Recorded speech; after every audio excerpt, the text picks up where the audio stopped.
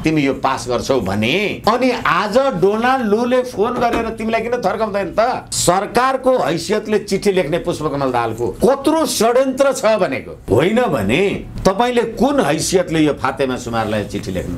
74 सालमा सही गरेको सम्झौता तिमी 78 मा आएर कसरी गर्दैछ? किन बल गरेर यिनीहरु लाइराखेका छन्? टाइमली तिमीले प्रस्तुतै गरेनौ सिद्धियो। तपाईले नेपाली कांग्रेसको सभापति किन लेख्नु? तपाईले कुनै पार्टीको हैसियतले यो काम गर्दै हुनुहुन्छ कि नेपाल राष्ट्रको हैसियतले गर्दै हुनुहुन्छ? सरकार बाहिर छु म सरकार भित्र छु भन्ने यो के भने? यो सत्ताको विषय होइन, यो सम्प्रभुताको विषय हो। माओवादीहरु पनि सबै यो एमसीसी मान्छन् भनेर लेखा चिठी होइन। प्रचण्ड जीको सरकारमा औपचारिक हैसियत के? भर्जिन मदर र लिभिङ टुगेदर हुँदै एक गरेर यिनीहरुको हैसियत अमेरिकाले हेरिराखेको छ। यो राष्ट्रद्रोह होइन भने के चाहिँ हुन्छ राष्ट्रद्रोह? अमेरिका समक्ष हाम्रो देशको हैसियत चाहिँ के रहेछ? चुनौतीको भाषा प्रयोग गरेर यस्तो काम कारबाही गर्न मिल्छ? चुनौती र धम्कीको भाषा बोल्ने के? यो संसदले सम्प्रभुताको विरुद्धको यो एमसीसी पास गर्नै सक्दैन। तपाईलाई आतंककारी होइन त भनेको छैन। सुलेमानीको के हाल भयो? 2074 मा सही गर्दै हुनुहुन्छ तपाई, 2073 मै तपाईले अर्बौं रुपैयाँ त्यसलाई दिइसक्नु। हेर्नुस् त यो देशको हैसियत, इज्जत। विविध घटनाक्रम र सन्दर्भमाथि केन्द्रित रहेर कुराकानी गर्नका निम्ति राजनीतिक विश्लेषक एवं वरिष्ठ अधिवक्ता विष्णु भट्टराई हामीसँग हुनुहुन्छ। विष्णु सर, स्वागत छ यहाँलाई। हजुर, धन्यवाद। पछिल्लो समय एमसीसीबाट एमसीसी को विषय पेचिलो बन्ने कुरा त छँदैछ, बनेकै छ। नेपाली राजनीतिमा यसले ठुलो तल्का पिटिराखेको छ। तर अहिले सँगसँगै अमेरिकाका मन्त्रीले हाम्रा मन्त्रीहरूलाई फोन गरेर यो पास भएन भने चिनियाहरूको भूमिका हो भन्ने हामी बुझ्नेछौँ र नेपाललाई हेर्ने नीतिबारे हामी बदल्नेछौँ भन्ने खालको धम्कीपूर्ण फोन टेलिफोन मा कुराकानी भयो भन्ने खालको विषयहरू सार्वजनिक भएको छ। अब यो एमसीसीको विषयले कस्तो कोर्स लिँदैछ र एमसीसी कतातर्फ उन्मुख हुँदैछ, यो विषय बताइदिनुहोस् त। यो अहिले डोनाल्ड लूले गर्नुभएको पछिल्लो टेलिफोन अमेरिकाको एउटा सहायक परराष्ट्र मन्त्रीले नेपालका उच्च पदस्थ वर्तमान र भूतपूर्व प्रधानमन्त्री समेतलाई चुनौतीको भाषामा एमसीसी पास गर्नको लागि जे भन्नुभयो, त्यसले गर्दा अमेरिका समक्ष हाम्रो देशको हैसियत चाहिँ के रहेछ भन्ने कुरा जगजाहेर हुन्छ। र एउटा मित्र राष्ट्रले अर्को मित्र राष्ट्रलाई सोझै मेरो देशको मसँग दौत्य सम्बन्ध भएको अर्को राष्ट्रलाई चुनौतीको बारेमा चुनौतीको भाषा प्रयोग गरेर यस्तो काम कारबाही गर्न मिल्छ? यो कूटनीति, राजनीति, परराष्ट्र नीति, अन्तर्राष्ट्रिय सम्बन्ध, राष्ट्रियता, स्वाधीनता, सम्प्रभुताले मिल्छ? म चीनसँग ढल्किन लागे, म अमेरिकासँग ढल्किन लागे, म भारत पाकिस्तानसित ढल्किन लागे भनेर मेरा अन्य छिमेकी मित्रहरूप्रति त्यो लक्षण उहाँको लागि चीन प्रतिस्पर्धी राष्ट्र होला, दुश्मनी होला, तर नेपालको लागि त चीन दुश्मनी राष्ट्र छैन। यसै कारणले गर्दा यो कूटनीतिक रूपले अत्यन्त खेदजन्य अभिव्यक्ति हो। ठ्याक्कै यही बेला माधव नेपालजीको पार्टी एकीकृत समाजवादी चाहिँ एमसीसी विरुद्ध आन्दोलनमा जाने यस्तो खालको समाचारहरू पनि बाहिरिएका छन्। र यो एमसीसी अनुमोदन गर्ने र एमसीसी को विरुद्धमा जाने दुईटै कुरामा एउटै शक्तिको भूमिका देखिन्छ। यो कस्तो खालको भूमिका हो? जस्तो गठबन्धनमा पनि उहाँहरू हुनुहुन्छ, सरकार बनाउने पनि उहाँहरू, फेरि एमसीसी को विरोध गर्ने पनि प्रचण्डजी, माधव नेपालजी र चित्रबहादुरजीहरू, सरकार बनाउने पनि उहाँहरू, विरोध गर्ने पनि उहाँहरू नै। यो कस्तो खालको राजनीति हो? यसमा चाहिँ मेरो निवेदन, जसरी अहिले एमसीसी पक्षधर नेपाली कांग्रेस लगायत अथवा हाम्रो देशका विद्वान बुद्धिमान बुद्धिजीवीहरू यो एउटा विशुद्ध आर्थिक सहयोग हो भनेर जसरी तपाईहरुले भन्दै हुनुहुन्छ, मेरो देशको, मेरो राज्यको, मेरो राज्य सत्ता सञ्चालनमा रहेको राजनीतिक शक्तिले त्यसलाई संशोधन नगरिकन म त्यो सहयोग लिन सक्दिनँ भन्दाखेरि तपाईँ यो जस्ताको तस्तै पास गर्नुहोस्, हुँदैन भने ठिक हुँदैन भनेर चीनसँगको कुरालाई ल्याएर जोड्दा यो एमसीसी वास्तवमा नेपाली जनताको हित र समुन्नतिका लागि एउटा आर्थिक सहयोग रहेछ कि यो सामरिक रणनीति रहेछ? प्रश्न बुझिएन। होइन भनेदेखि अहिले जसरी जिज्ञासा राख्ने क्रममा भ्रिकुटी अनलाइनले जे कुरा निवेदन गर्नुभयो,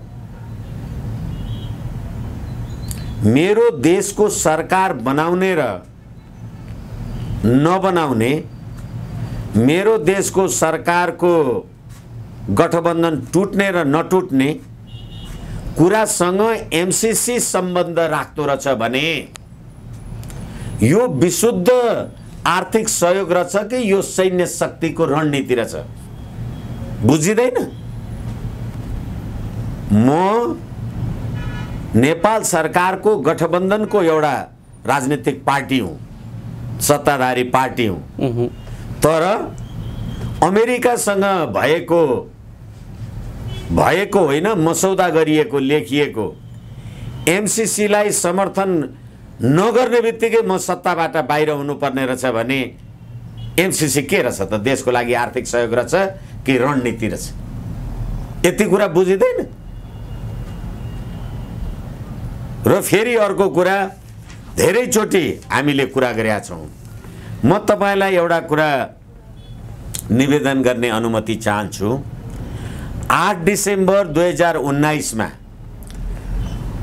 अमेरिका आइपीएस मामिला सम्बन्धी अमेरिकी रक्षा सहायक मन्त्री र्यान्डल श्राइबरले तत्कालीन उप प्रधान तथा रक्षा मन्त्री ईश्वर पोखरेल, परराष्ट्र मन्त्री प्रदीप गेवाली र सैन्य प्रमुख पूर्णचन्द्र थापालाई भेटेर नेपालमा आइपीएस को इन्डो पेसिफिक रणनीति, हिन्द प्रशान्त अमेरिकी सैन्य रणनीति को सहभागिताका लागि उहाँहरूले कुरा गर्नुभएको हो र हामी यो गर्नका लागि नेपालसँग आइपीएस अगाडि बढाउनका लागि इच्छुक छौँ भनेपछि अब नेपाललाई सैन्य रणनीति अन्तर्गत तँ सैछाप गर्छस् भने गर, तेरो संसदबाट पास गराउँछस् भने गरा, होइन भने तसँग ठिक हुँदैन भनेर चुनौती र धम्कीको भाषा बोल्ने के अर्थ छ?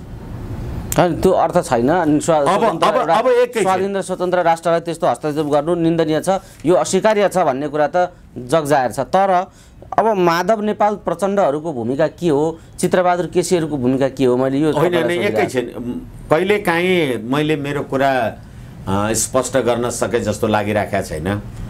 हामी राष्ट्रिय सुरक्षा स्वाधीनताको प्रश्नलाई जहिले सरकारसँग जोडेर हेर्ने गर्छौँ। अहिले एमसीसी पास गरेन, एकछिनलाई मानौँ गठबन्धन यही रह्यो, नेपालको के बिग्रिन्छ? तर तपाईँ एमसीसी पास गर्नुहुन्न भने गठबन्धन तोड्नुहोस् भन्यो भने त एमसीसी चाहिँ सहयोग नभएर रणनीति रहेछ नि त, सैन्य रणनीति रहेछ नि त। यसरी बुझ्नुपर्छ भनेर मैले निवेदन गरेँ। र यो एमसीसी को सेक्सन 2 को 7 limitation on the use of MCC funding भनेर के भन्छ भने, the government will ensure that MCC funding is not used for any purpose that would violate United States law or policy. America को कानून, नीति र पद्धति को उल्लङ्घन गर्ने कुरामा तपाईँ एमसीसी को प्रयोग गर्न सक्नुहुन्न भनिसकेपछि यो नेपालको लागि विशुद्ध आर्थिक सहयोग रहेछ कि अमेरिकाको इन्डो पेसिफिक रणनीति अन्तर्गतको कुरा रहेछ भनेर बुझ्नु पर्यो नि। अब फेरि म तपाईलाई भन्न सक्दछु, यो एमसीसी वास्तवमा कहिले सही गर्यो? 14 सेप्टेम्बर 2017 2074 भाद्र 29 गते 2074 भाद्र 29 गते तपाईले यो सम्झौता सही गर्नुभयो अनि 10 पौष 2072 31 असार 2073 मा नै एमसीसी को लागि तत्कालीन केपी शर्मा ओलीको सरकारले 1 अर्ब 30 करोड रुपैयाँ त्यसलाई दियो। सम्झौता सही नै भएको छैन। कहिले भयो? सेप्टेम्बर 17 2074 सेप्टेम्बर 17 2017 14 सेप्टेम्बर 2017 2074 भाद्र 29 गते भनेपछि के रहेछ यो? र फेरि अर्को कुरा म तपाईलाई निवेदन गरौँ कि अहिले एमसीसी पास गर्ने नगर्ने आदि इत्यादि कुरामा हाम्रो देशमा छलफल छ। यो संविधानको धारा 269 को 3 ले के भन्छ भने कुनै पनि विदेशी सन्धि सम्झौता जे छन् तिनीहरूको अनुमोदन सम्मेलन स्वीकृति वा समर्थन नभएसम्म त्यस्तो सन्धि सम्झौता नेपालको हकमा लागू हुँदैन भनेर संविधानको धारा 279 को उपधारा 3 ले भन्यो। 2074 मा सही गर्दै हुनुहुन्छ तपाई, 2073 मै तपाईले अर्बौं रुपैयाँ त्यसलाई दिइसक्नु। भ्रष्टाचार अथवा यो देशको दुरावस्था। अर्को कुरा अस्ति 26 गते एमसीसी टेबल गर्ने भनेर भनियो अनि 26 गते टेबल भएन। आफ्ना कारणहरू जे छन् त्यतातिर लामो नजाउँ। तर 2076 30 गते एमसीसी पास गर्नका लागि तत्कालीन केपी शर्मा ओलीले आफ्ना अर्थमन्त्री युवराज खतिवडा मार्फत टेबल गराए। के भयो?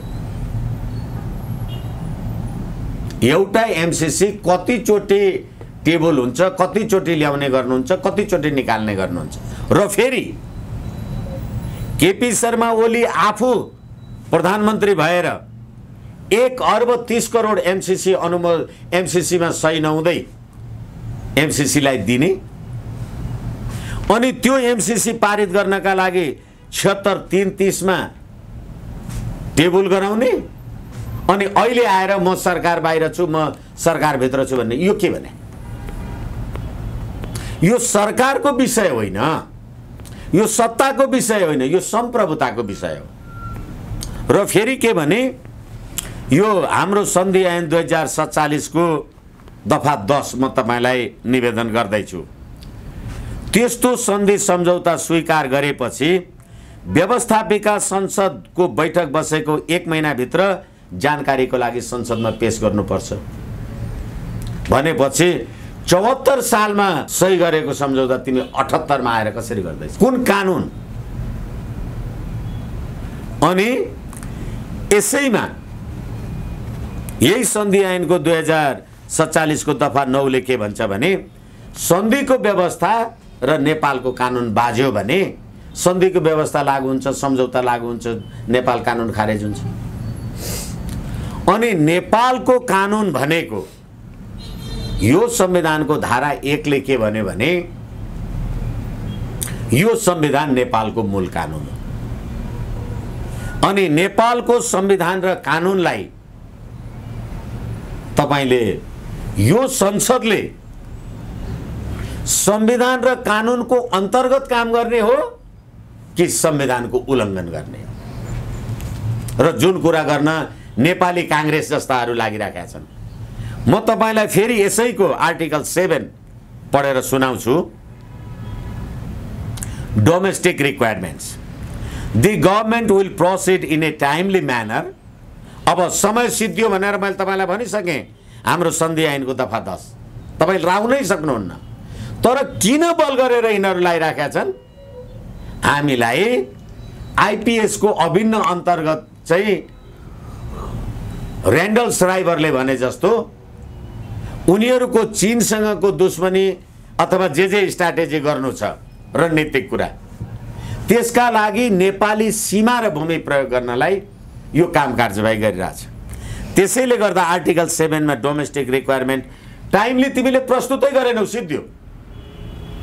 र 279 ले नेपाल पक्ष नै नभएको लिखतको लागि तिमीले अर्बौं रुपियाँ राज्य कोषबाट खर्च गर्छौ, अमेरिकाबाट 2 रुपियाँ भन्ने कुरा छैन। यसले के भन्छ अझै, timely manner to complete all of its domestic requirements for this compact to enter into force. अब सुन्नुहोस्, दि पार्टिज अन्डरस्ट्यान्ड द्याट, यसका पक्षकारहरू यो कुरा बुझ्छन्, यसमा सहमत छन्, उनीहरूलाई थाहा छ, this compact upon entry into force, यो जब लागू हुन्छ, will prevail over the domestic lodge of Nepal, नेपालका सम्पूर्ण कानुनहरू भन्दा यो सम्झौता बलशाली हुन्छ भनेर यसको आर्टिकल 7 मा लेखेपछि नेपालका सम्पूर्ण कानुनहरूलाई सुपरसिड गर्ने अथवा त्योभन्दा बलशाली हुने, अनि यही संविधान र यही कानुन अन्तर्गत बनेको यो पार्लियामेन्टले यसलाई अनुमोदन गर्छ। 6 अधिकार नेपालको सम्प्रभुता र राजकीय सत्ताको खिलाफ हुने,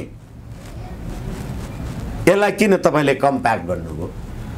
तपाईले एग्रिमेन्ट पनि भन्नु भएन, एड पनि भन्नु भएन, हेल्प पनि भन्नु भएन। यसकारणले गर्दाखेरि हिजो जतिसुकै तपाईहरुले ढाँटछल गर्नुस्, अहिले तपाईले डोनाल्ड लूले लेखेको चिठीको बारेमा कुरा गर्नुभयो, यो लज्जास्पद कुरा। चिठी म तपाईलाई पढेर सुनाउँदैछु। यो प्रचण्ड र शेरबहादुर देउवाले लेखेको चिठी, यो सेप्टेम्बर 29, 2021 अब सार्वजनिक भएको छ। भन्दै गर्दा यिनीहरूले के भन्छन् भने, in this context we Sher Bahadur Deuba prime minister and president of Nepali Congress, म प्रधानमन्त्री र नेपाली कांग्रेसको सभापति। तपाईले नेपाली कांग्रेसको सभापति किन लेख्नु? तपाईले कुनै पार्टीको हैसियतले यो काम गर्दै हुनुहुन्छ कि नेपाल राष्ट्रको हैसियतले गर्दै हुनुहुन्छ? प्रधानमन्त्री त तपाई मेरो पनि हो, म त नेपाली कांग्रेसको त होइन। तर यसको अर्थ के हो भने, म मात्रै होइन, मेरो पार्टीसँग सम्बद्ध भएका सम्पूर्ण नेपालीहरू एमसीसी पास गर्छन् भन्ने अर्थ हो। यो नभए नेपाली कांग्रेस किन लेख्नुभयो? त्यसै गरेर Nepali and Pushpa Kamal Dahal Prachanda, chairman of Communist Party of Nepal Maoist Centre, leaders of the coalition partners of present government, म सरकारको पनि कोलिसनको नेता हुँ, लिडर, र माओवादीको पनि नेता हुँ। माओवादीहरू पनि सबै यो एमसीसी मान्छन् भनेर लेखा चिठी होइन यो। नभए तपाईले म कोलिसन पार्टनर भनेर लेखा। फेरि अर्को कुरा, तपाई प्रधानमन्त्री त होइन नि। प्रचण्डजीको सरकारमा औपचारिक हैसियत के? सत्ता सञ्चालन दलको सहयात्री दलसम्म हो उहाँको पद के। तर उहाँ मात्रै त होइन, अरू दल पनि छन् फेरि सहयात्री हो। त्यसै कारणले मैले भन्दैछु, सरकार चलाउने प्रधानमन्त्री छँदैछ, अनि सरकारको हैसियतले चिठी लेख्ने पुष्पकमल दाहालको कत्रो षड्यन्त्र छ भनेको होइन भने तपाईले कुन हैसियतले यो फातेमा सुमारलाई चिठी लेख्नु? अनि कम्युनिस्ट पार्टीको अध्यक्ष पनि भन्नुभयो, तपाईका कम्युनिस्ट पार्टीका हरेक मान्छेहरू एमसीसी को विरुद्धमा छन्। अनि फेरि के भन्छन् यिनीहरूले, सुन्नु है, jointly make request to the MCC, एउटा सचिवालयको सहसचिव दर्जाको अमेरिकाको रक्षा मन्त्रालय अन्तर्गतको एमसीसी कम्प्याक्टको त्यो रक्षा मन्त्रालय त्यो सहायक सचिव सरहको मान्छेलाई यिनीहरू बिन्ती गरेर पाउ पसेर चिठी लेख्दैछन्। के भन्छन्? For providing additional time for the ratification of the compact, यहाँ भन्दा चाहिँ हामी संशोधन गर्छौँ भन्ने प्रचण्डजीहरू, माधव नेपालजीहरू, झलनाथजीहरू, तर चिठी चाहिँ के लेख्ने? रेटिफिकेसन अफ द कम्प्याक्ट, त्यसलाई अनुमोदन गर्छु भनेर लेख्छ। हेर्नुहोस् त यो देशको हैसियत, इज्जत। अनि यो सरकार नेपाल र नेपाली जनताको सरकार भयो। मैले धेरैचोटि निवेदन गरेँ, अब नगरौँ, विषय यही उठ्छ भनिरहनुपर्छ। यही सरकारको कानुन मन्त्री भएको ज्ञानेन्द्र बहादुर कार्कीले भदौ 2078 भदौमा 14 गतेमा जहाँसम्म मलाई लाग्छ चिठी लेखेनन् अमेरिकाको वर्तमान कानुन र भविष्यमा बन्ने नीतिको उल्लङ्घन गर्न पाइँदैन भन्ने व्यवस्थाले गर्दा त नेपालको सम्प्रभुता अमेरिकाको नियन्त्रणमा परेको देखियो नि भनेर चिठी लेख्नु भएको छ। मेरो देशको सम्प्रभुता अमेरिकाको नियन्त्रणमा परेको देख्दा देख्दै तिमी यो पास गर्छौ भने अनि आज डोनाल्ड लूले फोन गरेर तिमीलाई किन थर्काउँदैन त? तिमीलाई मेरो देशको सम्प्रभुताको बारेमा विदेशीलाई सम्झौता गर्ने कागज गर्ने हक छ, छुट छ, अधिकार छ, अख्तियारी छ। पारित नभएको सम्झौताको नाउँमा अर्बौं रुपियाँ कोषबाट निकालेर तिमीहरू एमसीसीलाई दिने अनि अहिले केपी ओलीले म सरकारमा छैन भन्ने अनि फातेमा सुमारलाई चिठी लेख्ने रेटिफिकेसनको लागि काम गर्दैछु भन्ने अनि संशोधन गर्छु भनेर भन्ने यस्ता कति घटिया स्तरका मान्छेहरूले राज्य व्यवस्था चलाएको रहेछ। त्यसकारणले यो सरकारको प्रश्न होइन, यो सम्प्रभुताको प्रश्न। अब फेरि सुनौँ यसैमा hold a joint press conference with leaders of the coalition partners to demonstrate government's positive views on the MCC ratification. MCC ratification गर्नका लागि कोलिसन पार्टनरहरू हामी प्रेस कन्फरेन्स पनि गर्छौं, जनतालाई पनि भन्छौं, तर के पोजिटिभ भ्यूज, यसको नेगेटिभ भ्यूज होइन। नकारात्मक कुरा तपाईँ भन्नुहुन्न रे, पोजिटिभ कुरा मात्रै जनतालाई राख्छौँ हामी पत्रकार सम्मेलन गरेर। त्यति होइन।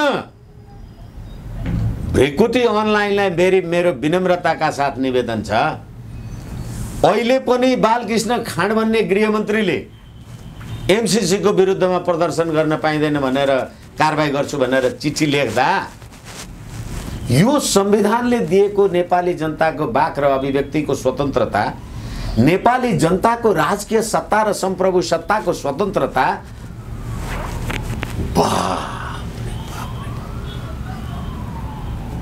अनि त्यो कुरालाई पास गर्छु भन्ने अनि होइन म भन्दा राष्ट्रवादी अर्को को छ भनेर भन्ने अनि अमेरिकाको पोल्टामा नेपालको सम्प्रभुता गयो भन्ने भनेपछि यो भन्दा अर्को यो राष्ट्रघात होइन भने अर्को राष्ट्रघात के हुन्छ? विष्णु सर, यो राष्ट्रघातको चित्र व्यापक रूपमा छलफल भइराख्दा फेरि पार्टीको बैठक राखेर प्रचण्डले यसमा आफूले लेखेको पत्रबारे, आफूले गरेका यी कामहरूबारे, गरेका सम्झौताबारे पार्टीलाई ब्रिफिङ गराउनुको सट्टा अनिश्चितकालका लागि बैठकै स्थगित गर्नुपर्ने स्थिति भयो। यता जसपाको त्यस्तै स्थिति छ, उपेन्द्र यादवजीको बाबुराम त्यहाँबाट अलग गिने भन्ने चर्चा पनि आइरहेको छ। यस्तै काङ्ग्रेसभित्र पनि शेखर कोइराला चारतिर कहिले ओलीलाई कहिले प्रचण्डलाई भेट्दै कुदिराख्नु भएको छ। यो हरेक पार्टीभित्र यो एमसीसीले अहिले नयाँ स्थिति पैदा गरेको अनुभूति बाहिर भइराखेको छ। यो के हुन खोजिराखेको छ? अब दलहरू यही एमसीसीकै कारणले विभाजित हुने दिशातिर गएका हुन्।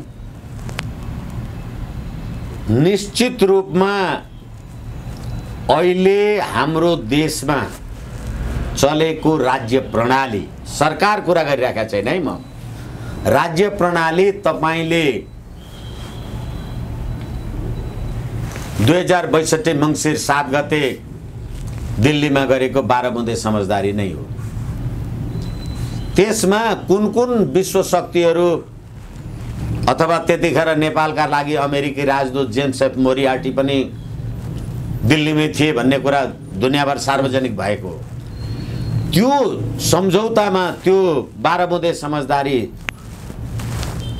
पछि यो देशमा जुन राज्य प्रणाली आयो र जस्तो चरित्र देखियो गर्दा गर्दै आज देशको सम्प्रभुता अमेरिकाको नियन्त्रणमा परेको देखिने भनेर चिठी लेख्ने सरकार र त्यो सरकार, त्यो प्रणाली, त्यो राज्य व्यवस्था नेपाल र नेपाली जनताको हितमा छ भनेर भन्ने पनि मान्छे हुन्छन् भने यसै कारणले गर्दा यो पूर्ण रूपले चाहे त्यो नेपाली कांग्रेस भन्नुस् अथवा प्रचण्डजीहरू भनेको त म 5000 मान्छे मारेको जिम्मा लिन्छु कुनै के भनेर उहाँले त संसदीय प्रजातन्त्र खसीको टाउको देखाएर कुकुरको मासु खाने, मैले त सर्वहाराको अधिनायकवादको लागि पो युद्ध गरेको हो भन्ने, अनि त्यहाँबाट अहिले संसदीय प्रजातन्त्रमा के खाने, अब लामो कुरातिर नजाउँ।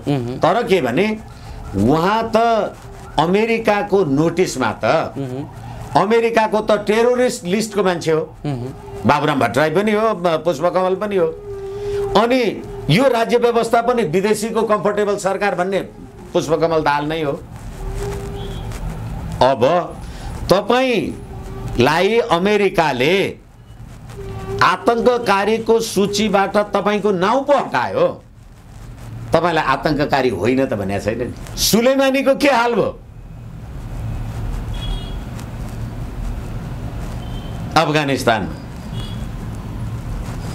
यसै कारणले गर्दाखेरि अहिले यिनीहरू सबै हिजो जुन विदेशी शक्तिको बल र दबाव र प्रभावमा नेपालको राज्य व्यवस्था, नेपालको आदि अनादिकालदेखिको धर्म, सभ्यता, संस्कृति, राज संस्था सम्पूर्ण टुटाउनका लागि भर्जिन मदर र लिभिङ टुगेदर हुँदै ज्वाइँलाई नागरिकता दिनका लागि अहिले त नागरिकता नभएकाले पनि भोट हाल्न पाउनुपर्छ भन्ने कुराको लागि जे कारबाही गरिराखेका थिए, त्यसले एक एक गरेर यिनीहरूको हैसियत अमेरिकाले हेरिराखेका छ।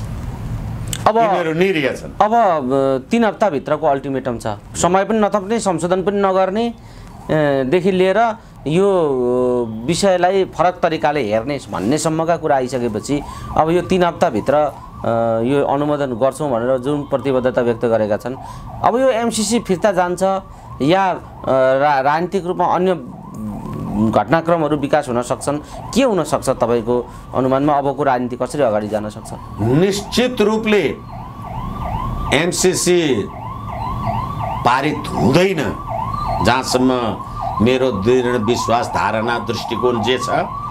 नेपालको सम्प्रभुताको विरुद्धमा एमसीसी पारित गर्नका लागि यो प्रतिनिधि सभालाई अधिकार छैन र सम्प्रभुताको संसदको सम्प्रभुताको सीमितताको सिद्धान्त राजनीतिक दर्शन अथवा संवैधानिक राजनीतिक व्यवस्था त्यो देशको सम्प्रभुताको रक्षा गर्नका लागि संसदको संरचना हुन्छ। देशको सम्प्रभुता नै विदेशीको पोल्टामा गयो भनेपछि यो संसदले सम्प्रभुताको विरुद्धको यो एमसीसी पास गर्नै सक्दैन। एमसीसी त्यसो भए फिर्ता हुन्छ, 3 हप्तापछि एमसीसी फिर्ता हुन्छ। एमसीसी फिर्ता आकै छैन भन्छु म, रद्द हुनु पर्यो। यदि एमसीसी लागू भएको भए संसदमा कसरी टेबल गर्यो? लागू भएको छैन। लागू चाहिँ भएको छैन। 1 अर्ब 30 करोड रुपियाँ चाहिँ देशबाट खाइसक्यो। अब यो भर्ते कसले गर्छ त? यो खाइसकेको रकम कहाँबाट असुल? यी भ्रष्टाचारीबाट जनताले असुल गर्छन्, राज्य व्यवस्थाले असुल गर्छ समयमा। हामी कुराकानी अहिले ललिता निवास प्रकरणका अपराधीहरूलाई कारबाही गर्नुपर्छ भन्दा हाम्रो सीबीआईले बनाएको रिपोर्ट एटर्नी जनरलले मुद्दा नचलाउने भनेर छोडेन। मुद्दा पनि नचलाउने भने त अपराध त छँदैछ नि, समय आउँछ नि। त्यस्तै नेपाल जब संविधानको धारा 279 बमोजिम यो सन्धिको पक्ष नै होइन, पारितै भएको छैन, त्यसलाई तपाईँले अर्बौं रुपियाँ कहाँबाट दिनु? यो राष्ट्रद्रोह होइन भने के चाहिँ हुन्छ राष्ट्रद्रोह? हामी कुराकानीको अन्तिम चरणमा छौँ। अब एमसीसी रद्द भएपछि एमसीसी रद्द हुँदाखेरि या रद्द गर्नु पर्दाखेरि अमेरिकाले नेपाललाई हेर्ने दृष्टिकोण जुन छ त्यो बदलिने छ भनेर चेतावनी आयो, धम्की आयो भन्ने न्युजहरू आइराखेका छन्। अब कसरी विषय अगाडि जान्छ? अन्तर्राष्ट्रिय जगतमा विशेषतः अमेरिका र नेपालको सम्बन्धमा अब चिसोपन आउने हो यो एमसीसीकै कारणले? मलाई अहिले त्यही डोनाल्ड लूको कुरालाई फेरि पनि अघि सुरुमा जिज्ञासा राख्ने सिलसिलामा सम्बोधन गरेको थियो। उनीहरूले चिनिया शक्तिको दबाव र प्रभावको कुरा गरिराखेका छन्। म भन्छु हामीले हाम्रो राष्ट्रिय स्वाधीनता सम्प्रभुताको कुरा गरिराखेका छौँ। भारत रिसाउँछ भनेर लेन्दुप दोर्जेले सिक्किमकै जनताले सिक्किमकै पार्लियामेन्टबाट त्यो सिक्किमको सम्प्रभुता त भारतलाई बुझायो नि, अब फिर्ता आउँछ।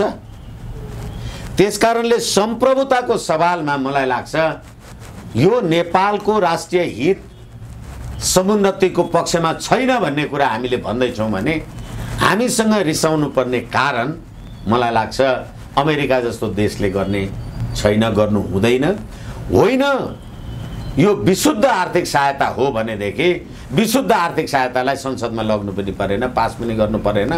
र तपाईँले एमसिसीमा लेखेका जे प्रावधानहरू छन् र नेपालको एमसिसीको प्रयोगको लागि, जस्तै कि यसको फेरि एकचोटि मैले दोहोऱ्याएँ, यसको नेपालीकरण धारा 1, यसको लक्ष्य र उद्देश्य के छ भने एमसिसीको सहायता नेपालको सुशासन, आर्थिक स्वतन्त्रता र नेपाली जनतामा गरिने लगानी।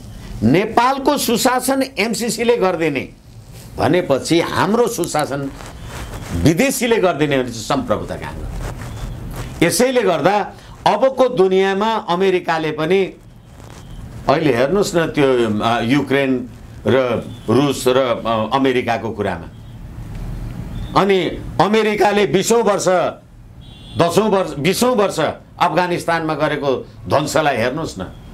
त्यसबाट अमेरिकाले पक्कै ज्ञान लिएको छ र नेपालको भूमि रसुवा, केरुङ, काठमाडौँ हुँदै गोरखपुरसम्म जाने नेपाल र भारतको बीचमा भएको यो कागज, यो शैक्षार फेरि पनि यही संविधानको धारा, यही प्रचण्डहरूले बनाएको संविधानको धारा 279 ले नेपालको प्राकृतिक स्रोत र साधनको बाँडफाँडको विषय संसदको 2/3 पास गर्नुपर्छ।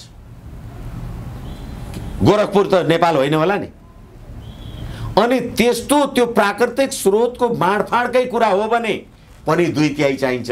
तर यहाँ नेपालको सुशासन र अमेरिकाको नीति र कानुनको उल्लङ्घन गर्न पाइँदैन भनेपछि यो एमसिसी नेपाल र नेपाली जनताको हितमा नभएको कारणले गर्दा यो राज्य प्रणालीकै दोष हो। यो राज्य प्रणालीकै डोकेहरूले लिएर आएको हो। त्यसैले यो राज्य प्रणालीको अन्त्य एमसिसी सँगै हुनुपर्छ। हस्, समय दिनुभयो। यो समय र संवादका लागि यहाँलाई धेरै धेरै धन्यवाद छ।